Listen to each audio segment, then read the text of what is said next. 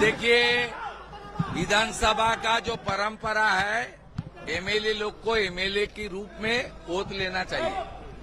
वही काम आज शुरू हुआ। अब तक 143 एमएलए आज ओथ ले रहा है पूरा दिन मिलके। ये मैं पहले चीफ मिनिस्टर के नाते पहले ओथ लिया भवानीपुर से, और बाकी एमएलए लोग भी ले रहा है। प्रक्रिया काल तक चलेगा और हमारी नया speaker day after tomorrow elected होगा, इसका पहली प्रक्रिया खत्म होगा। আমি দু জায়গার এমএলএ হিসেবে তো শপথ নিতে পারি না। আমি ভবানীপুর থেকে শপথ নিলাম মানে আমাকে সংবিধান আইন অনুযায়ী নন্দীগ্রামটা ছাড়তে হবে।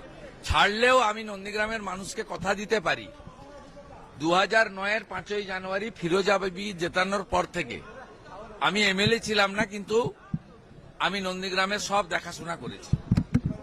এখানেও একজন প্রতিনিধি থাকবেন বা তাকে নন্দীগ্রামের মানুষ নির্বাচিত করবে।